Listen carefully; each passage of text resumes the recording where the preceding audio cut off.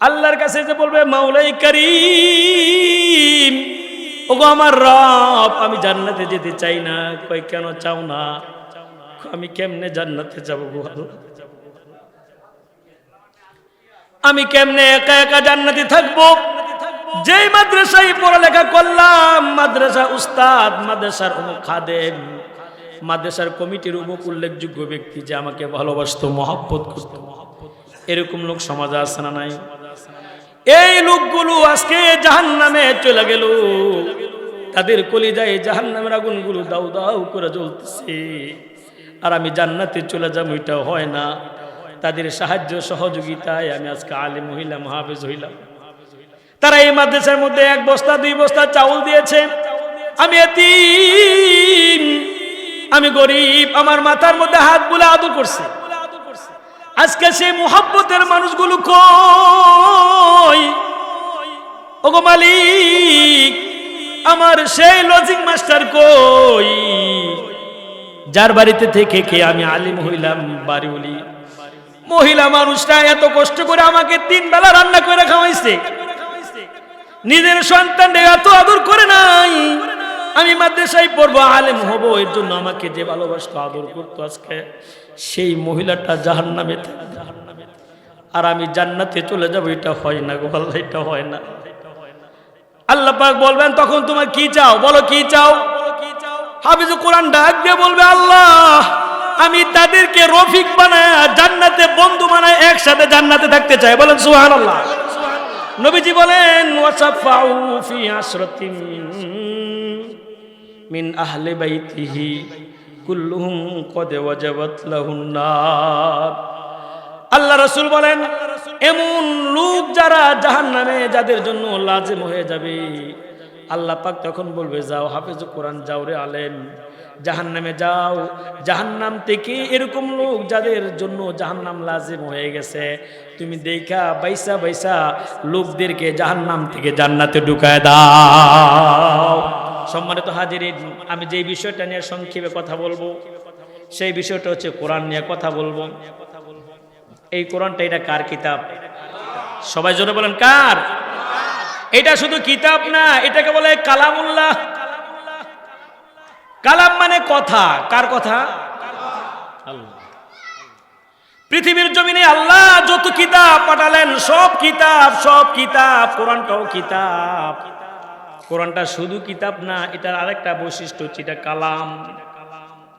তাওরাত, জবর, ইনজিল এগুলো সব কিতাব, কিন্তু এগুলো কালামুল্লাহ না। কোরআনটা শুধু কিতাব না, এটাকে বলে কালামুল্লাহ। কালামুল্লাহ মানে হচ্ছে আল্লাহর কথা, অর্থাৎ যারা কোরআন পড়বে শুধু কিতাব পড়লো না, ওই ব্যক্তি যেন আল্লাহর সাথে কথা বলে। কালাম কোরআন। এই কোরআনটা আমার আপনার নবীজির উপরে নাজিল করছেন কে? আমি সরাসরি আলোচনার দিকে চলে যাচ্ছি। সর্বপ্রথম আমার আপনার নবীজির উপরে যেন আল্লাহর কোরআন নাজিল হয়, যেই মুহূর্তে আমার আপনার নবীজির উপর আল্লাহ কোরআন নাজিল করেন, প্রথম আয়াত নাজিল হয়ে যায়, নবীজি জবান দিয়া বারবার বারবার পড়তেছেন, বিসমিল্লাহির রহমানির রহিম, ইকরা বিসমি রাব্বিকাল্লাযী খলাক, ইকরা বিসমি রাব্বিকাল্লাযী খলাক, খলাকাল ইনসানা মিন আলাক, ইকরা ওয়া রাব্বুকাল আকরামুল্লাযী আল্লামা বিল কলম। নবীজি বারবার জবান দিয়া পড়েন, বিসমিল্লাহির রহমানির রহিম, আলহামদুলিল্লাহি রাব্বিল আলামিন, আর রহমানির রহিম, মালিকি ইয়াউমিদ্দিন, ইয়াকা না'বুদু ওয়া ইয়াকা নাস্তাঈন, ইহদিনাস সিরাতাল মুস্তাকিম, সিরাতাল লাযীনা আন'আমতা আলাইহিম গায়রিল মাগদুবি আলাইহিম ওয়ালাদ-দাল্লিন। নবীজি বারবার জবান দিয়া পড়েন, কোরআনের আয়াতগুলো, সূরাগুলো বারবার জবান দিয়া পড়েন, মানুষের সামনে পড়েন, আবার মানুষ থেকে গোপন হয়ে পড়েন, একা একা পড়েন, ঘুমের ঘরে বিছানায় যাওয়ার আগেও কোরআন পড়েন, নীরবে পড়েন, প্রকাশ্যে পড়েন। নবীজি বারবার জবান দিয়া কেন পড়েন? আল্লাহর কোরআন প্রথম নবীজির উপর কথা বুঝতেছেন? আল্লাহর কোরআন নবীজির উপরে প্রথম নাজিল হলো, আর আমার আপনার নবীজি বারবার জবান দিয়া কোরআন পড়েন, গোপনে পড়েন, কেউ দেখে না, একজন দেখেন, তিনি কে? জোরে বলেন, তিনি কে? নবীজি কেন বারবার পড়েন? তার কারণ হলো নবীজির জেহানের ভিতরে একটা কথা চলে আসছে, তাওরাত ছাড়া আল্লাহ যত কিতাব অন্য নবীদের উপরে নাজিল করলেন, কোরআন ছাড়া যত কিতাব নাজিল করলেন, তাওরাত, ইনজিল, সহিফা, জয়ফা, যত কিতাব নাজিল করলেন, সকল কিতাব আল্লাহ বাইন্ডিং করে প্যাকেট করে একবারে দিয়ে দিছেন। এই যে নেন মুসা, এটা আপনাকে দিলাম, দাউদ নেন, এটা আপনাকে দিলাম, এটা দেখে দেখে মানুষকে দাওয়াত দিবেন। হযরত মুসা আলাইহিস সালাতু ওয়াস সালামকে আল্লাহ কিতাব দিলেন, ও মুসা এই কিতাব দেখে দেখে আপনি মানুষকে দাওয়াত দিবেন। আবার যদি ভুলে যান বাড়িতে খুলে দেখে নেবেন, আপনি একা না, আপনার সাথে আরেকজন নবী আপনার ভাইকে বানাই দিলাম, হযরত হারুনকেও আপনার নবী বানাই দিলাম। দুই নবী মিলে কিতাব দেখা দেখা দাওয়াত দেয়, কখনো কখনো কিতাবটা সাথে নিয়ে যায়, অর্থাৎ পুরা কিতাবটা আল্লাহ একবারে পাঠাইছেন। আল্লাহ রব্বে কারীম কোরআন তো আল্লাহ একবারে পাঠান নাই, অল্প অল্প পাঠাইলেন। আল্লাহ তো কোরআনটাকে বাইন্ডিং করে কিতাব বানায় একবারে দেন নাই। এখন নবীজির ভিতরে ভয়, এই কিতাব আল্লাহ অল্প অল্প করে আমার কাছে পাঠাইলেন, কখনো 2, 4, 5 আয়াত, কখনো আধা সূরা, কখনো পুরা সূরা। যখন যতটুকু প্রয়োজন তখন ততটুকু নাজিল করতেন কে? এই কোরআনটা আল্লাহ আমার আপনার নবীজির কাছে পাঠাইছেন 1 দিন না, 2 দিন না, 1 বছর না, 2 বছর না, পুরা কোরআনটা নবীজির উপরে পাঠায়া আল্লাহ সময় নিলেন 23 বছর। কি ব্যাপার সুবহানাল্লাহ বলেন না? পুরা কোরআনটা নবীজির উপর আল্লাহ নাজিল করলেন, কত বছর লাগলো? কারণ একবারে পাঠান নাই, এই মানব জাতির জন্য কখন কি দরকার, যখন যেটা দরকার সেটাই আল্লাহ কোরআনে বলে দিয়েছেন। কথা বলা ঠিক কিনা? সুতরাং মানুষের মানবতন্ত্র আর মন্ত্রতন্ত্র দিয়ে দেশ চলবে না, দেশ চলবে আল্লাহর কোরআন দিয়া। কথা বলা ঠিক কিনা? মানব জাতির যখন যতটুকু দরকার তখন ততটুকু আল্লাহ নাজিল করেছেন। নতুন কিছু যদি প্রয়োজন হয়, এখন বানানোর দরকার হয়, তাহলে আল্লাহ কোরআন একবারে পাঠাইতেন। কথা বলেন ঠিক কিনা? আল্লাহ নবীজিকে বললেন, আপনার কাছে আমি কোরআন 23 বছরে পাঠিয়েছি। কেন জানেন? তার কারণ হচ্ছে এই কোরআনটা মানুষের কিয়ামত পর্যন্ত সব বিষয় মানব কল্যাণের জন্য আল্লাহ রেখে দিয়েছেন। সুবহানাল্লাহ বলবেন না? আর জোরে বলেন না সুবহানাল্লাহ। সুতরাং নিজে থেকে কোনো কিছু আইন আর কোনো বিধিবিধান করার ক্ষমতা পৃথিবীর কারো।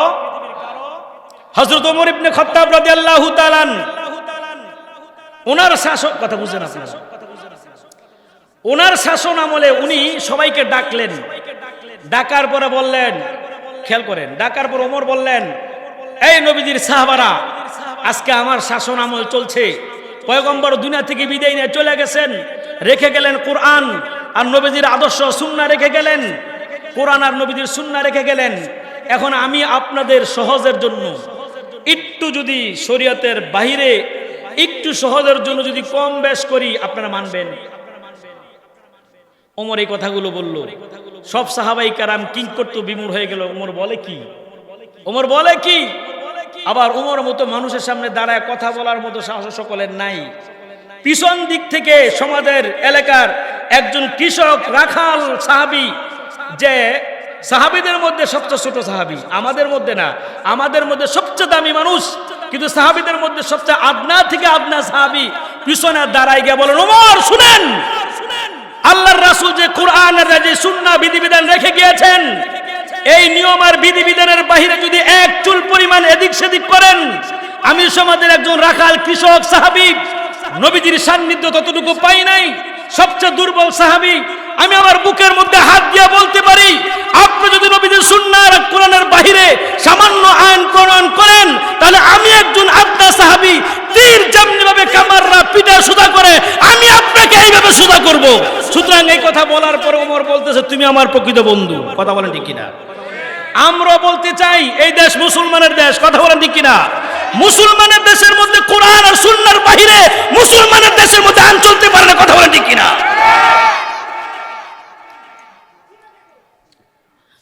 ওমর ওনাকে ডাক দিয়ে বললেন, ভাই তোমার জাকা আমার বুকে, কারণ তুমি চাও না কোরআনের বাহিরে কোনো আইন প্রণয়ন হোক।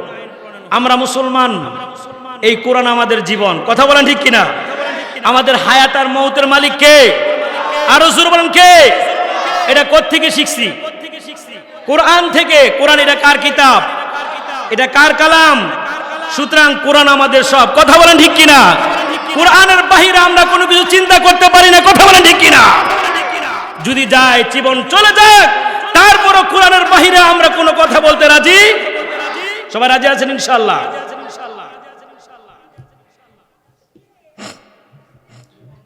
হযরতে মুহাম্মদুর রাসূলুল্লাহ সাল্লাল্লাহু আলাইহি ওয়াসাল্লাম বারবার জবান দিয়া কোরআন পড়েন। কেন পড়েন মনে আছে আপনাদের? কারণ কোরআনটা তো আল্লাহ একবার আমার উপরে পাঠান নাই, অল্প অল্প করে পাঠাইতেছেন। এর জন্য বারবার নবীজি জবান দিয়া পড়তেছেন, কোরআনটা যেন ভুলে না যান। মুখস্থ করার জন্য নবীজি বারবার জবান দিয়া পড়েন। নবীজি বারবার জবান দিয়া পড়তেছেন। যদি ভুলে যান এর জন্য পড়েন, যেন ভুলে না যান এর জন্য পড়েন। কেউ না দেখলে একজন দেখে, তিনি কে? জোরে বলেন তিনি কে? আপনাদের আওয়াজ শুনতে আরো জোরে বলেন তিনি কে? আরেকবার জোরে আল্লাহু আকবার। আল্লাহ রব্বে কারীম আমার আপনার হাবিবকে ডাক দিয়ে কয়, হাবিব, ওগো আমার সরকার, আপনি বারবার জবান দিয়া কেন পড়েন? কোরআনটা আপনি কেন পড়তেছেন? নবীজি ডাক দিয়া কয়, আল্লাহ, এই কোরআনটা বারবার জবান দিয়ে এর জন্য পড়ি, কোরআনটা যেন না ভুলা যায়। আমি মুখস্থ কইরা আমি আমার সাহাবাদের কাছে রেখে যাব। আমি মুখস্থ কইরা আমি আমার উম্মতের কাছে কোরআনটা রেখে যাব। এর জন্য বারবার এই জবান দিয়া কোরআন পড়তেছি। আল্লাহ রব্বে কারীম পয়গম্বর উপরে কোরআন আয়াত নাজিল করে দিয়া ডাক দিয়া কয়, বন্ধু আমার, লা তুহাররিক বিহি, লা তুহাররিক বিহি লিসানাকা লিতাআজালা বিহি। আল্লাহ কোরআন আয়াত নাজিল করে নবীজিকে ডাক দিয়া কয়, নবীজি, আপনার এই জবান দিয়া লা তুহাররিক বিহি লিসান, এই জবান দিয়া আপনার এটা বারবার বারবার পড়ার দরকার নাই। সুবহানাল্লাহ বলেন। এই কোরআনটা আপনার জবান দিয়া বারবার পড়ার দরকার নাই। ইন্না নাহনু নাযালনা যিকরা ওয়া ইন্না লাহু লাহাফিজুন। আল্লাহ কোরআন নাজিল করে নবীজিকে ডাক দেয়া কয়, বারবার পড়ার দরকার নাই, এই কোরআনটা নাজিল আমি আল্লাহ করেছি। সুবহানাল্লাহ বলেন। ইন্না নাহনু নাযালনা যিকরা ওয়া ইন্না লাহু লাহাফিজুন। আল্লাহ ডাক দিয়ে কয়, কোরআনটা আমি নাজিল করেছি, এই কোরআনটার হেফাজত করার জিম্মাদারি আমি আল্লাহ নিয়ে নিলাম। এত আস্তে সুবহানাল্লাহ বললেন। আরো জোরে বলেন সুবহানাল্লাহ। কোরআনের হেফাজতের জিম্মাদারি কে নিলেন? আরো জোরে বলেন কে নিলেন? এটা কার কালাম? আরো জোরে বলেন কার কালাম? আল্লাহ পাক হেফাজতের জিম্মাদারি নিয়ে নিলেন আর নবীজিকে বললেন, আপনাকে বারবার জবান দিয়ে পড়ার দরকার নাই, কোরআনের মিশন আপনি সমাজে বাস্তবায়ন করুন। আল্লাহ পাক এমন ভাবে হেফাজতের জিম্মাদারি নিলেন আর এমন জায়গায় কোরআনটাকে ফিট করলেন যেখান থেকে বের করার ক্ষমতা পৃথিবীর কারো। বুঝেন না মনে কথা না? আপনাদের এই যে গোলাবাড়ি এই মাদ্রাসা হেফজখানা আছে না নাই? হাফেজ সাহেব ছাত্ররা আছে না নাই? এদের সিনার মধ্যে কি আছে? কথা বলেন না কেন? আল্লাহু আকবার বলবেন না?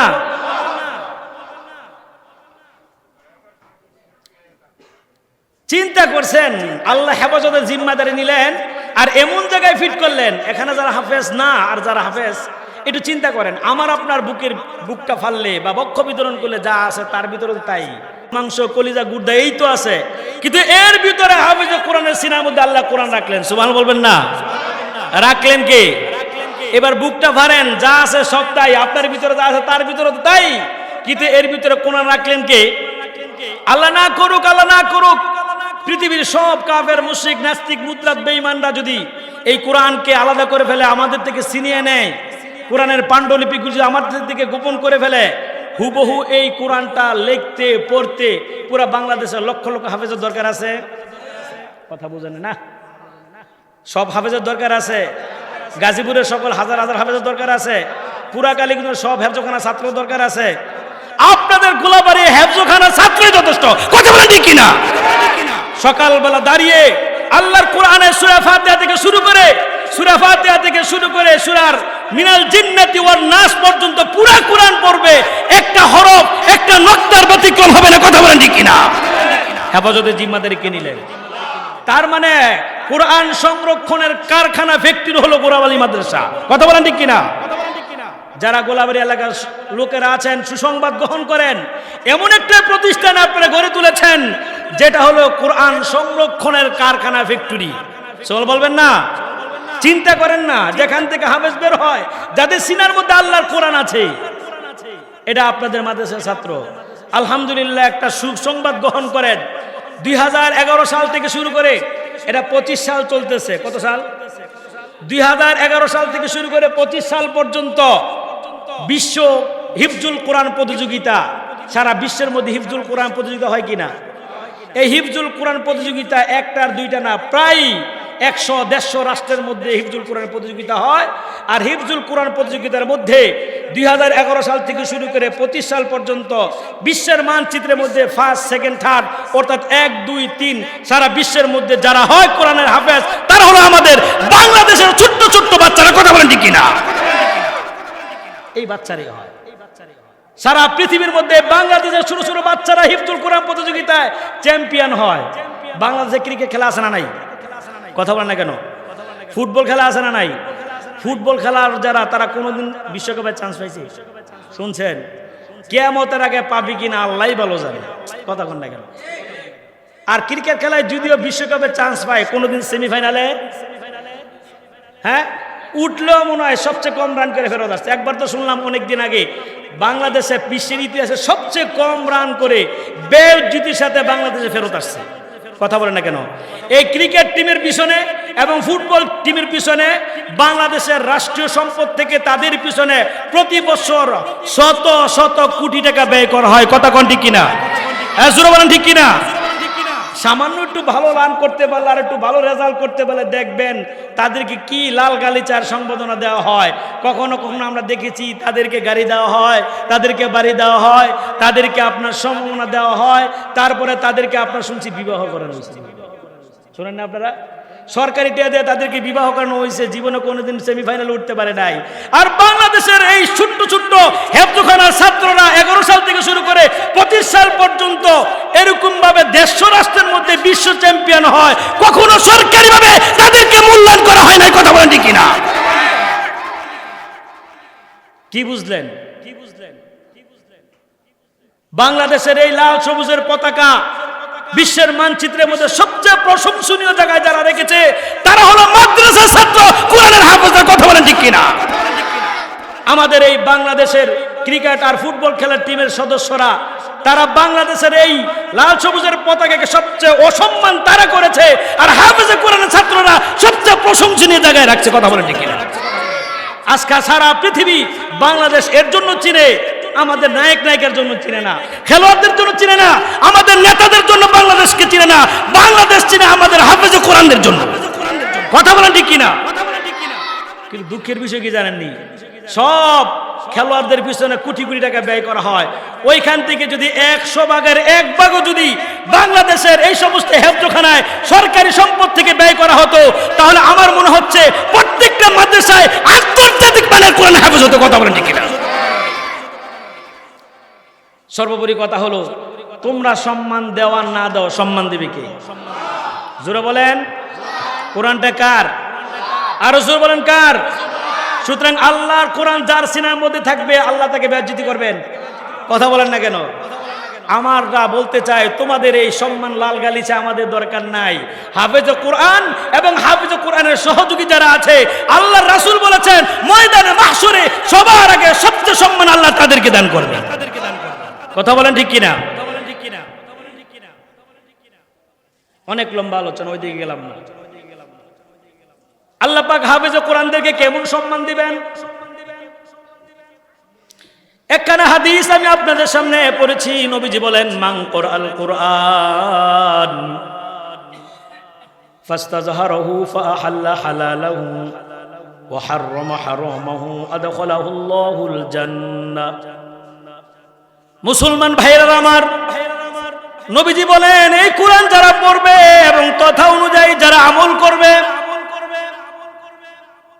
দুনিয়ার সামান্য এই লাল গালিচার সম্মান আল্লাহ তাদেরকে দিবেন না। এটা তো দুনিয়ার সম্মান, এই সম্মান আল্লাহ তাদেরকে দিবেন না। আল্লাহ তাদেরকে কি দিবেন? নবীজি বলেন 1 নাম্বার ফাদাখালাল জান্নাহ, যারা কোরআন পড়বে এবং আমল করবে, নবীজি বলেন ফাদাখালাল জান্নাহ, আল্লাহ পাক ওই বান্দাকে আল্লাহর জান্নাত দিয়ে দিবেন। সুবহানাল্লাহ, আর জোরে বলেন না সুবহানাল্লাহ। শুধুই জান্নাত দিবেন না, না, হাদিসের মধ্যে আসছে এই কোরআন পড়নেওয়ালা, কোরআনে আলেম, কোরআনে হাফেজ যখন জান্নাতে চলে যাবে, কে যেন তার কানে আওয়াজ দিয়া বলবে, আব্দুল্লাহ তুমি কই যাও? হাফেজ কোরআন তুমি জান্নাতে যাও, এ আব্দুল্লাহ তুমি জান্নাতে চলে যাও। একটু তাকায় দেখো, তুমি গোলাবাড়ি মাদ্রাসায় হেফজখানায় পড়েছিলে, তোমার কত মুরব্বী ছিল তোমাকে দেখে আদর করতো, ভালোবাসত। সমাজের কত কমিটি ছিল তোমাকে খুব মহব্বত করত, তারা তোমাকে সাহায্য সহযোগিতা করত। লেখাপড়ার চাপ থাকলে তুমি যখন মাদ্রাস থেকে চলে যাইতা, তারা তোমাকে আদর সোহাগ দিয়ে আবার মাদ্রাসায় নিয়ে আসতো, তোমাকে মহব্বত করতো, ভালোবাসতো। তার আজকে কই? তার আজকে কই আছে? তাকায় দেখো। হাফেজ কোরআন তুমি তাকায় দেখো, তাদের কলিজায় দাউ দাউ করে জাহান্নামের আগুনগুলো জ্বলতেছে, আর তুমি একা একা জান্নাতে চলে যাইবা। এটা কেমনে হয়? আল্লাহ রাসূল বলেন হাফেজ কোরআন জান্নাতে যাবে না। জান্নাতে না গিয়ে আল্লাহর সামনে চলে আসবে। আল্লাহ রব্বে কারীম ডাক দিয়ে বলবে, হাফেজ কোরআন তুমি জান্নাতে যাও না কেন? আজকে কঠিন হাসরের ময়দান, এই ময়দানে সামান্য জান্নাত দিলে মানুষ বড় খুশি হয়ে যাবে। আর আল্লাহ আমি তোমাকে বিশেষ স্পেশাল একটা মর্যাদাপূর্ণ জান্নাত দিলাম, মর্যাদাপূর্ণ সম্মানজনক জান্নাতে তুমি কেন যাও না? বের হয়ে গেলে কেন? আল্লাহ রাসূল বলেন হাফেজ কোরআন বের হয়ে চলে আসবে, আল্লাহর কাছে যে বলবে, মাওলাই কারীম, ওগো আমার রব, আমি জান্নাতে যেতে চাই না। কই কেন চাও না? আমি কেমনে জান্নাতে যাব গো আল্লাহ? আমি কেমনে একা একা জান্নাতে থাকবো? যেই মাদ্রাসায় পড়ালেখা করলাম, মাদ্রাসা উস্তাদ, মাদ্রাসার অমুক খাদেম, মাদ্রাসার কমিটির অমুক উল্লেখযোগ্য ব্যক্তি যে আমাকে ভালোবাসতো, মহব্বত করত, এরকম লোক সমাজে আছে না নাই? এই লোকগুলো আজকে জাহান্নামে চলে গেল, তাদের কলিজায় জাহান্নামের আগুনগুলো দাউ দাউ করে জ্বলতেছে, আর আমি জান্নাতে চলে যাবো, এটা হয় না। তাদের সাহায্য সহযোগিতায় আমি আজকে আলেম হইলাম, হাফেজ হইলাম। তারা এই মাদ্রাসার মধ্যে 1 বস্তা 2 বস্তা চাউল দিয়েছে। আমি এতিম, আমি গরিব, আমার মাথার মধ্যে হাত বুলে আদর করছে। আজকে সেই মুহাব্বতের মানুষগুলো কই? ওগো মালিক, আমার সেই লজিং মাস্টার কই, যার বাড়িতে থেকে কে আমি আলিম হইলাম, বাড়িওয়ালি মহিলা মানুষটা এত কষ্ট করে আমাকে 3 বেলা রান্না করে খাওয়াইছে, নিজের সন্তানদের এত আদর করে নাই। আমি মাদ্রাসায় পড়বো, আলেম হব, এর জন্য আমাকে যে ভালোবাসতো, আদর করতো, আজকে সেই মহিলাটা জাহান্নামে থাকবে, আর আমি জান্নাতে চলে যাবো। এটা হয় না গো আল্লাহ, এটা হয় না। আল্লাহ পাক বলবেন তখন তোমার কি চাও? বলো কি চাও? হাফেজ কোরআন ডাক দিয়ে বলবে, আল্লাহ আমি তাদেরকে রফিক বানায়, জান্নাতে বন্ধু বানায়, একসাথে জান্নাতে থাকতে চাই। বলেন সুবহানাল্লাহ। নবীজি বলেন ওয়াসাফাউ ফি আসরাতিন মিন আহলি বাইতিহি কুল্লুহুম কদ ওয়াজাবাত লাহুন নার।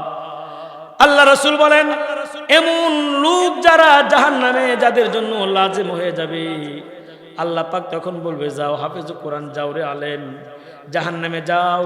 জাহান্নাম থেকে এরকম লোক যাদের জন্য জাহান্নাম লাজিম হয়ে গেছে, তুমি দেখা বাইসা বাইসা লোকদেরকে জাহান্নাম থেকে জান্নাতে ঢুকায় দাও।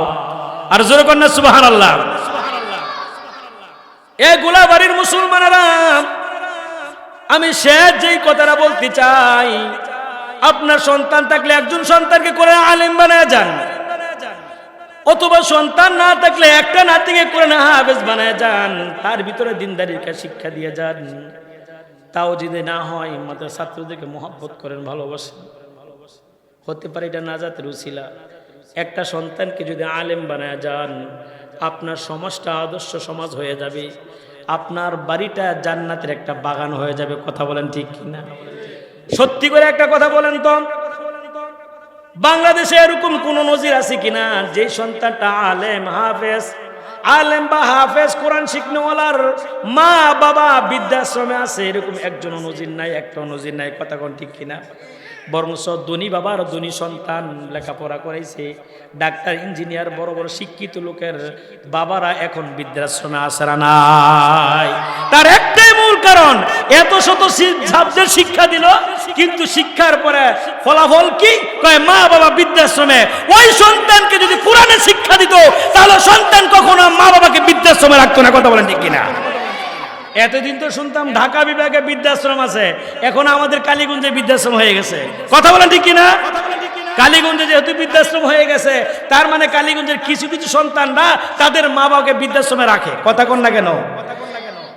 আর এরকম মা বাবা আছে যাওয়ার মতো উপযুক্ত। ভুল বললাম নাকি? এর জন্য এতটুকু চিন্তা করেন, এখনো সময় আছে। একজন সন্তান, নাতি বা আপনার কোনো প্রতিবেশী কোরআন আলেম বা হাফেজ বানায়া যান। সর্বোপরি একটা ঘটনা দিয়ে আমি আমার বয়ান শেষ করে দিব, সময় সংক্ষেপ। সারা পৃথিবী ভ্রমণ করেছেন, সারা দুনিয়া ভ্রমণ করলেন, বিশ্ব সফর করলেন, বিশ্ব পর্যটক আল্লামা ইবনে রতুতা রহমাতুল্লাহ আলাইহি, ওনার একটা কিতাব আছে সফরনামা ইবনে রতুতা। এই কিতাবের মধ্যে সারা পৃথিবী ভ্রমণ করেছেন, বিভিন্ন উল্লেখযোগ্য ঘটনাগুলো উল্লেখ করেছেন। পৃথিবী সফর করতে করতে আমাদের বাংলাদেশও সফর করছেন, বাংলাদেশও আসছেন, যাইতে যাইতে মালদ্বীপ গেলেন। মালদ্বীপে গিয়া দেখেন, মালদ্বীপ একটা দ্বীপ, চতুর্পাশে সাগর বেষ্টিত একটা দ্বীপ, যার নাম মালদ্বীপ। মালদ্বীপে অসংখ্য অগণিত মসজিদ, প্রত্যেকটা মসজিদ থেকে দৈনিক 5 ওয়াক্ত নামাজের আজান শোনা যায়। শোনা বলবেন না? সাগর বেষ্টিত একটা দ্বীপ, যে দ্বীপের মধ্যে আজানের আওয়াজ শোনা যায়, তার মানে সবাই কি? কথা বলেন না কেন? ইবনে রতুতা রহমাতুল্লাহ, সফরনামা ইবনে রতুতা রহমাতুল্লাহ এই কিতাবের মধ্যে লেখছেন, এরা মুসলমান হলো কিভাবে, এদের মধ্যে কালেমার দাওয়াতটা পৌঁছলো কিভাবে, তাদের মধ্যে কোরআন ঢুকলো কিভাবে। খবর নিতে লাগলেন, এলাকার প্রবীণ মুরব্বীদেরকে জিজ্ঞেস করলেন, ওলামায়ে কেরামদেরকে জিজ্ঞেস করলেন, এই দ্বীপের মধ্যে কোরআনের আওয়াজ পৌঁছলো কিভাবে। তখন তথ্য নিতে নিতে জানতে পারলেন, এলাকার লোকেরা সংবাদ দিল, শুনেন, আজ থেকে এত বছর আগে আরব কান্ট্রি থেকে একটি বাণিজ্যিক কাফেলা লঞ্চ দিয়ে আসতেছিল। আনন্দ কাফেলা যায় না, ওই যে সফরে যায় না, ডিজে পার্টি করতে যায় না নাকি? এরকম দেখেন নাই? নদী দিয়ে দেখবেন ডিজে বাজাইতে বাজাইতে লঞ্চ দেওয়া, স্টিমার দেওয়া যায় না? এরকম আরব কান্ট্রি থেকে একটা ডিজে পার্টি আনন্দ করতে করতে আসতেছিল। ওই শত শত যাত্রী বিশিষ্ট একটা লঞ্চ, ওই লঞ্চের মধ্যে সবাই আনন্দ বিনোদন গান বাজনা করতেছে। লঞ্চের অপর প্রান্তে একটা ছেলে, বয়স মাত্র 10-12 বছর বয়স, এই ছেলেটা তাদের সাথে আনন্দ বিনোদন করে না, সেই লঞ্চের অপর প্রান্তে বসে বসে আল্লাহর কোরআন তেলাওয়াত করে। আর জোরে কোন সুবহানাল্লাহ। এই বয়সে আনন্দের সময় সে কোরআন তেলাওয়াত করে।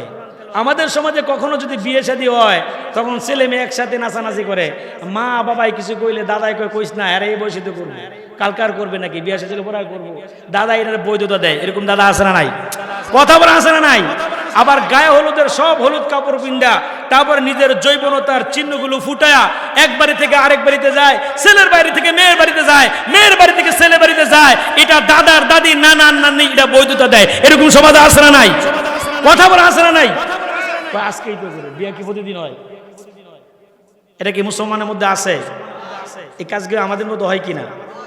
এরকম ডিজে পার্টি বাজায় যায়, এর মধ্যেই ছেলেটা ডিজে পার্টি গান বাজনা না করে কান্দে আর কোরআন তেলাওয়াত করে। সবাই জিজ্ঞেস করলো, ছেলে এই বয়সেই তো আনন্দ করার বয়স, আনন্দ না করে তুমি কি কান্নাকাটি করতেছো, কি পড়তেছো?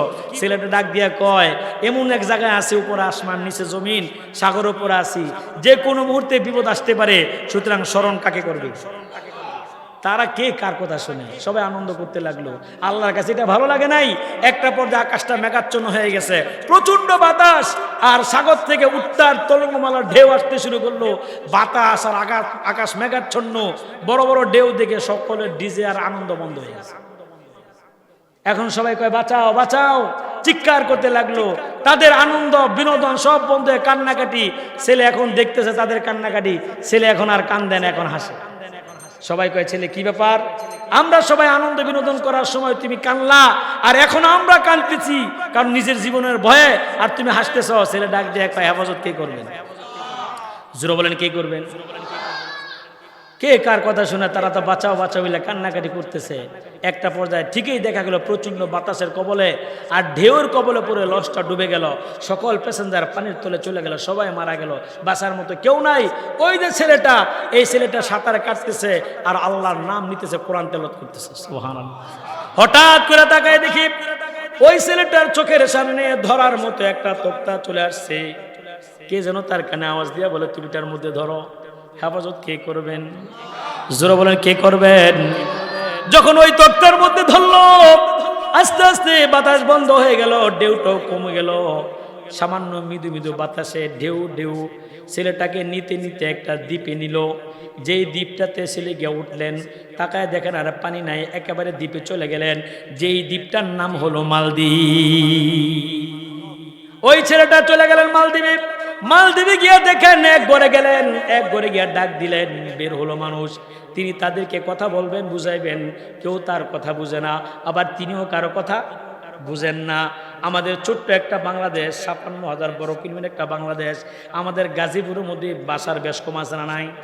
এই যে আমরা কালীগঞ্জ, কাপাসিয়া, তারপরে টঙ্গী, জয়দেবপুর একটা ভাষা, আরেকটু ওইদিকে যাবেন, একটু শুধু কোনাবাড়ির দিকে যাবেন, মৌচাকের দিকে যাবেন, দেখবেন তাদের ভাষার পরিবর্তন। কথা কোন ঠিক কিনা? কারণ আমরা তো মাহফিলে যাই, দেখি আমরা যেভাবে কথা বলি তারা একটু ব্যতিক্রম কথা বলে। এক জালার মধ্যেই আমরা যেমন কই খাইছ, এর কয় খাইসাল। আমরা জিজ্ঞেস করি গেছ, কয় গেছাল। একই গাজীপুর, একটা গাজীপুরের মধ্যেই এত রকমের পার্থক্য। আর একটু যাইতে যাইতে রাজশাহী, নওগাঁ, নজিপুর, সাপাহারের দিকে যাবেন, এরা সব সদিয়া বলবে, সদিয়া বলবে। আগামীকালকে আমার ওইদিকে মাহফিল আছে। আবার এইদিকে যাইতে যাইতে সুনামগঞ্জের দিকে যাবেন, তাদের আরেকটা ভাষা। একটা বাংলাদেশের মানুষের ভাষার এত ব্যতিক্রম। আর ছেলেটা তো আরব কান্ট্রি থেকে মালদ্বীপে গেলেন, এখন তিনি কারো ভাষা বোঝে না, কেউ তার ভাষা বোঝে না। বিভিন্ন ঘরে গেলেন, বাড়িতে গেলেন, কেউ তাকে রাখে না। হঠাৎ করে রাত্রিবেলা হয়ে গেল, হাফিজে কুরআন ওই ছেলেটার নাম হলো আবুল বারকাত। নাম কি? শুধু আবুল বারকাত না, সে হাফেজে কুরআন, আল্লাহর কালাম তেলাওয়াত করে বিপদের সময়। হাফেজ আবুল বারকাত একটা ঘরের সামনে গেলেন, রাত্রিবেলা হয়ে গেল, ঘরের দরজার শিকনটা টপ টপ করে নাড়া দিলেন। নাড়া দেওয়ার পরে ঘরের দরজা খুলে একটা বৃদ্ধা মহিলা বের হলো। হাফেজ আবুল বারকাত বৃদ্ধা মহিলাকে ডাক দেয়, কয়, বুড়িমা, আমি একজন মুসাফির, বিপদগামী মানুষ, আমার থাকার কোনো জায়গা নাই, লঞ্চটা ডুবে গেল, সবাই মারা গেল, আমি একা জীবিত আছি, আমাকে থাকার মতো একটু আশ্রয় দেন। এই বুড়িমা তো তার কথা বুঝে না, বারবার বোঝার জন্য চেষ্টা করেন, বুঝে না। একটা পর্যায়ে অঙ্গভঙ্গিতে বুঝাইলেন, তারপরে বুঝার পরে বুড়িমাও অঙ্গভঙ্গিতে বুঝায় বলে, আমার বাড়িতে থাকার কোনো ঘর নাই, ব্যবস্থা নাই, তুমি ছেলে মানুষ, আমাদের ঘরে কোনো পুরুষ নাই। কথা বুঝতেছেন? আমার ঘরে কোনো পুরুষ নাই, আমরা দুইজন মানুষ, আমি আর আমার একটা মেয়ে আছি, তোমাকে কই জায়গা দিব? মেয়েটা ঘর থেকে বের হয়ে কয়, মা, একটা বিপদগামী একটা যুবক আসছে, তাকে একটা জায়গায় থাকার ব্যবস্থা করে দেন। কয়, না, এক ঘরে দেওয়া যাবে না। কয়, তাহলে বাহিরে গোয়াল ঘরে দেন। গোয়াল ঘরে এক কোণার মধ্যে দিল। হাফেজ আবুল বারকাত চিন্তা করলো, আমি কয়েকদিন থেকে টাকা পয়সা কামাই করে তারপর আমার দেশে চলে যাব। রাত্রেবেলায় চিন্তা করতে লাগলেন, ফজরের নামাজে, তাহাজ্জুদের নামাজে ঘুম থেকে উঠে তাহাজ্জুদ পড়লেন, আর চিন্তা করলেন, এমন একটা দেশে আসলাম যেই দেশের মানুষের ভাষা বুঝি না, এমন একটা দেশে আসলাম যেই দেশের মানুষ মুসলমান এটা বুঝে না, এমন একটা দেশে আসলাম যেই দেশের মানুষ আল্লাহকে চিনে না, এমন একটা দেশে আসলাম যেই দেশের মানুষ কোরআন চিনে না, তাদের মাঝে কোরআনের দাওয়াতটা কিভাবে দেওয়া যায়, কিভাবে দেওয়া যায়, চিন্তায় বিভোর হয়ে গেলেন। সকালবেলা ফজর নামাজ পড়ে ঘুম থেকে উঠে ফজর নামাজ পড়লেন, নামাজ পড়ার পরে কাজে চলে গেলেন। বুড়িমাকে বললেন, বুড়িমা, আমি কাজ করি, কিছু টাকা সংগ্রহ করে তারপরে দেশে চলে যাব। একদিন দুই দিন টাকা পয়সা জোগাড় করতে লাগলেন, আর চিন্তা করতে লাগলেন এই দেশের মানুষকে কিভাবে কোরআনের দাওয়াত দেওয়া যায়, তাদের মাঝে কিভাবে কোরআনের দাওয়াতটা দেওয়া যায়, কালিমার দাওয়াতটা দেওয়া যায়, আল্লাহর একুত্ববাদের দাওয়াত তাদের মধ্যে কিভাবে দেওয়া যায়, চিন্তা করতে লাগলেন। একদিন দুই দিন তিন দিন যাইতে যেতে প্রায় মাসখানেক চলে গেল। হঠাৎ করে ছেলেটা হাফেজ আবুল বারকাত কাজ করে সন্ধ্যার সময় যখন বাড়িতে আসতেছেন, হঠাৎ করে তাকায় দেখো ওই যে মা আর মেয়ে একজন আরেকজন গলার মধ্যে ধরে কান্নাকাটি করতেছে। কথা বুঝছেন? এই ঘটনা বলে শেষ করে দিব। মা আর মেয়ে একজন আরেকজন গলার মধ্যে ধরে কান্না, আর এরকম কান্না। হাফেজ আবুল বারকাত দেখে বুঝতে পারছেন তাদের বিপদের কান্না। কারণ কান্নার তো অনেক ধরন আছে, আছে না নাই? কথা বুঝেন নাই? কান্নার অনেক ধরন আছে, কিছু সুখের কান্না, কিছু বেদনার কান্না, কিছু দুঃখের কান্না, কিছু মৃত্যুর কান্না। হঠাৎ করে 10 বছর পরে ছেলে এয়ারপোর্ট আসছে, আসার আগে ফোন দেয়, মা আমি আসতেছি, এয়ারপোর্ট চলে আসো। মা ছেলেকে শুনছে, গাড়ি নিয়ে চলে গেছে। হঠাৎ করে ছেলে যখন বের হলো, বের হওয়ার পরে মা কান্না দিছে। এটা বেদনার কান্না না সুখের কান্না? কথা কন না কেন? তার মানে কান্নার অনেক ধরন আছে। হাফেজ আবুল বারকাত ওই মা আর মেয়ের চেহারার দিকে তাকায় বুঝতেই পারলেন বেদনার কান্না, কোনো দুঃখের কান্না। হাফেজ আবুল বারকাত আস্তে আস্তে করে ওই মা আর মেয়ের কাছে গেলেন।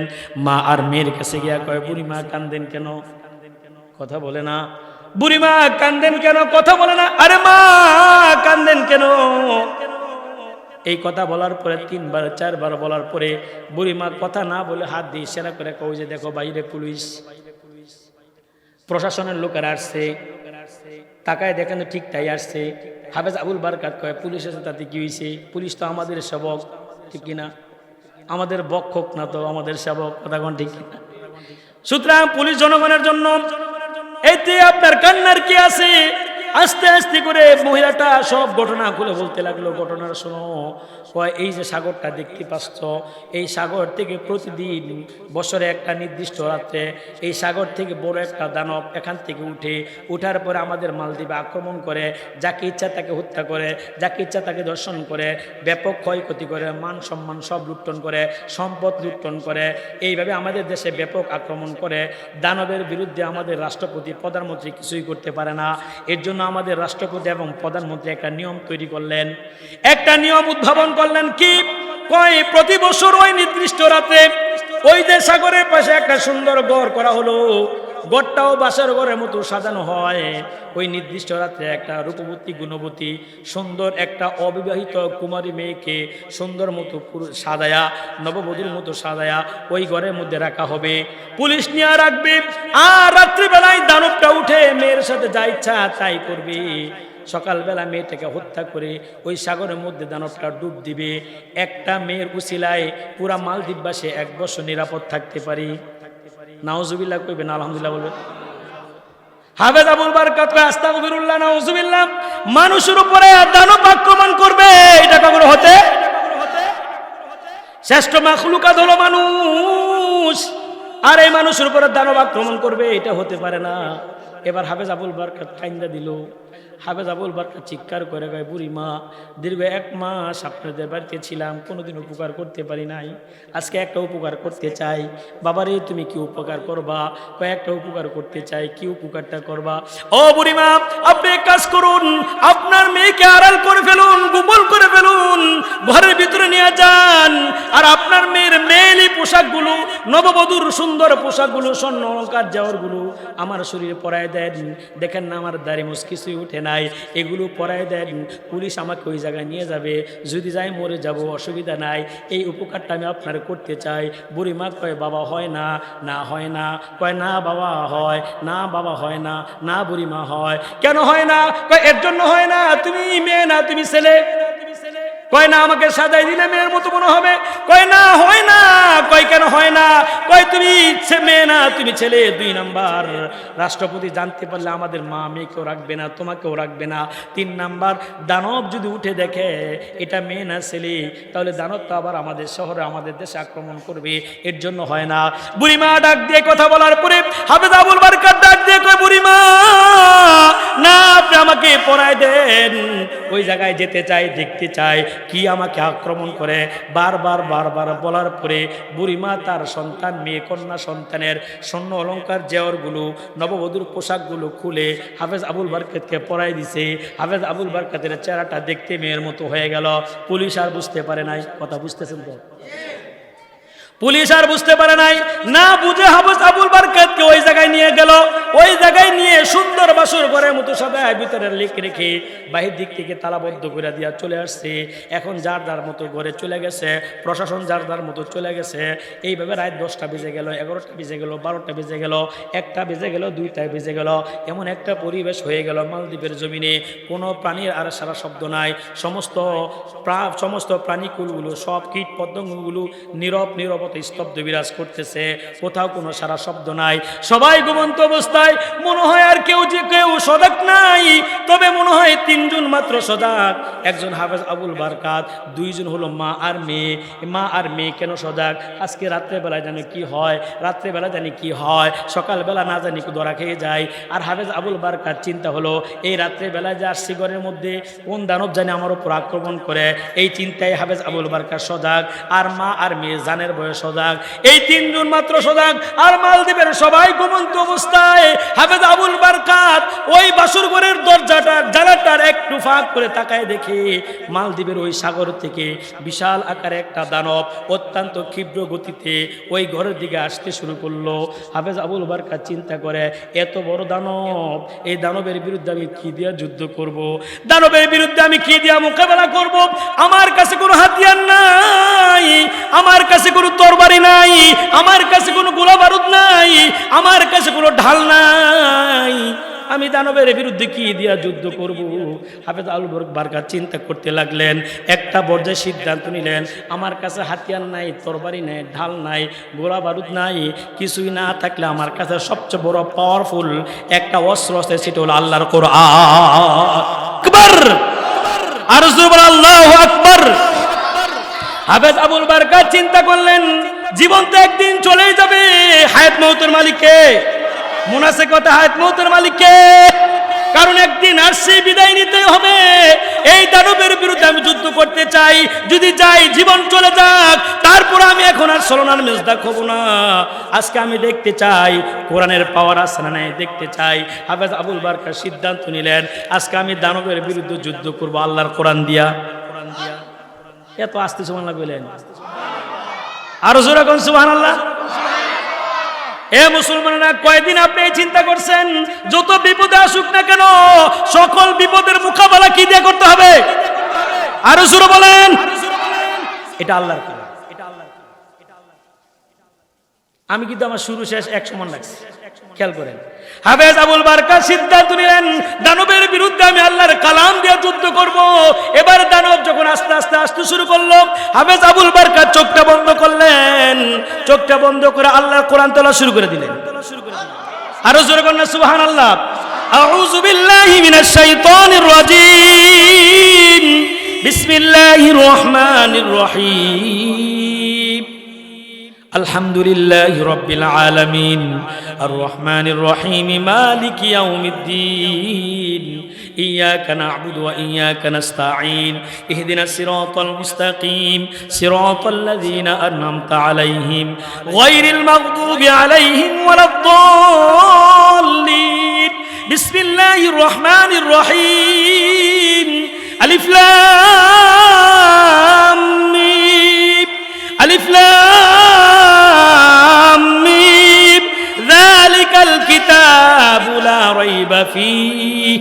হাফেজ আবুল বারকাত বারবার এই জবান দিয়ে আল্লাহর কোরআন পড়তে লাগলেন। কোরআনের পাওয়ার আছে না নাই?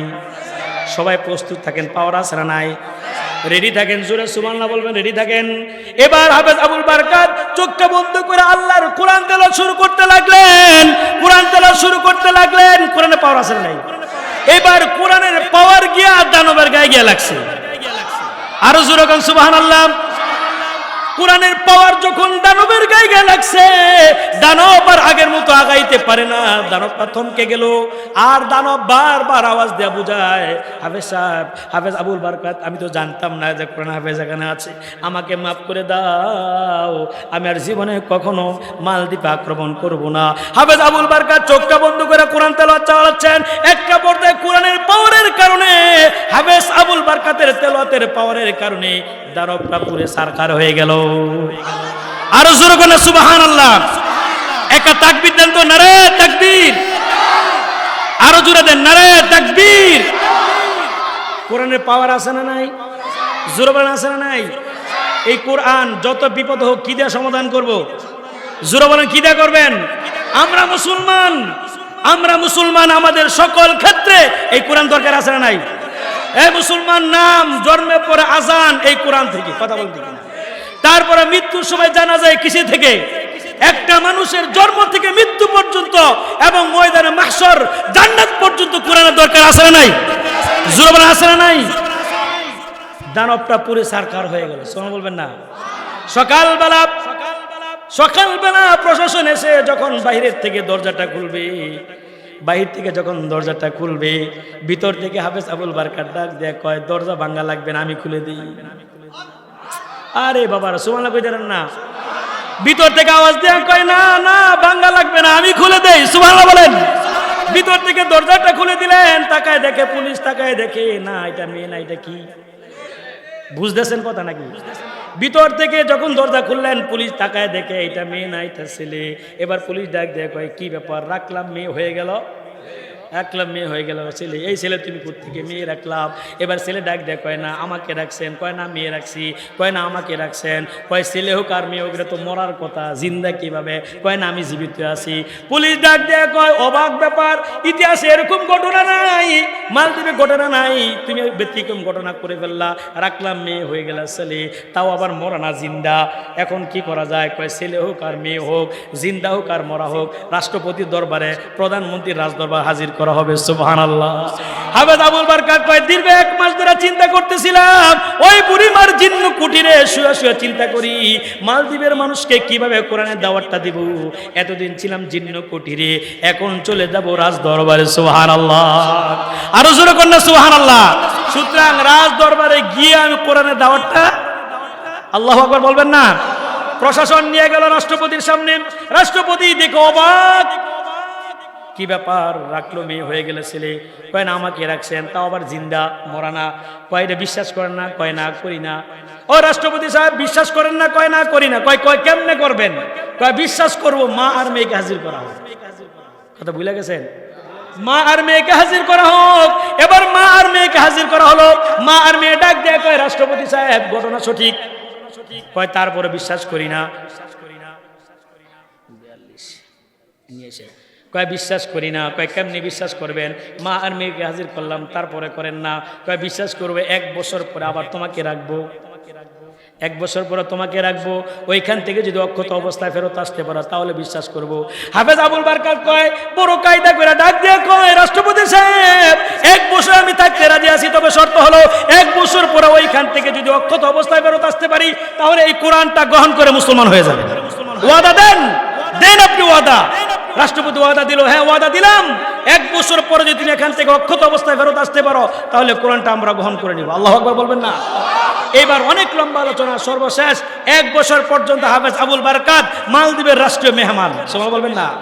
এখন দিন যায়, সময় যায়, যাইতে মাস যায়, চলে আসছে বছর। ওই নির্দিষ্ট দিনে হাফেজ আবুল বারকাতকে ঘরের মধ্যে রাখা হলো। প্রথম বছর সবাই যার যার মতো ঘুমায়, কিন্তু আজকে আর কেউ, পুরা মালদ্বীপবাসী আজকে সজাগ। রাত্রেবেলা কি কাণ্ড ঘটে, কি হয় জানার দরকার। হাফেজ আবুল বারকাতকে রেখে পুরা মালদ্বীপবাসী আজকে সজাগ, কেউ আর আজকে ঘুমায় না। সকালবেলা ফজর আগে সবাই হাজির। হাফেজ আবুল বারকাত দরজাটা খুললেন, রাষ্ট্রপতি, প্রধানমন্ত্রী, পুরা দেশের জনগণ ওই জায়গার মধ্যে হাজির। হাফেজ আবুল বারকাত দরজাটা খুললেন, রাষ্ট্রপতি ডাক দিয়ে কয়, আজকে রাতে কি ঘটনা ঘটলো? হাফেজ আবুল বারকাত কয়, আজকে কোনো ঘটনা ঘটে নাই। তাহলে পুরোটা রাত তুমি কিভাবে কাটাইলা? হাফেজ আবুল বারকাত কয়, পুরোটা রাত আল্লাহর কোরআন তেলাওয়াত করে কাটাই দিলা। এবার রাষ্ট্রপতি কয়, আর দেরি নাই, যে একটা কোরআনের উসিলায় আমরা একটা দানব থেকে বাঁচতে পারলাম, সুতরাং এই কোরআন থেকে যদি আমরা কোরআনকে গ্রহণ করতে পারি তাহলে আল্লাহ পাক জাহান্নাম থেকে আমাদেরকে বাঁচাবেন। কথা বলেন ঠিক কিনা? হাফেজ আবুল বারকাত দাও, কোরআন দাও আমাদের কাছে, আমরা কোরআনটা গ্রহণ করে কালিমা পড়ে মুসলমান হয়ে গেলাম। এটা হলো মালদ্বীপের মুসলমান হওয়ার ইতিহাস। আমি কথাগুলো এগুলোর জন্য বললাম, আপনার একটা সন্তান, একটা নাতিপুতিকে আপনি কোরআনে আলেম বানান, কোরআনে হাফেজ বানান, আপনার সমাজ, আপনার ঘরে শান্তি দিবেন কে? জোরে বলেন কে? এটাও যদি না পারেন, এই ছাত্রদেরকে মহব্বত করেন, ভালোবাসেন, নাজাতের উসিলা হয়ে যাবে। কথা বলেন ঠিক কিনা? সংক্ষিপ্ত সময়ের মধ্যে বিক্ষিপ্ত কিছু কথা বললাম। আল্লাহ আমাদের সবাইকে ভুলগুলো ক্ষমা করে সহিগুলো আমল করার তৌফিক দান করেন। সবাই বলেন আমিন। আর একটু জোরে বলেন আমিন। আল্লাহ আমাদের সবাইকে বুঝার তৌফিক দান করেন। ওয়া আখিরু দাওয়ানা আলহামদুলিল্লাহি রাব্বিল আলামিন। আসসালামু আলাইকুম ওয়া রাহমাতুল্লাহ।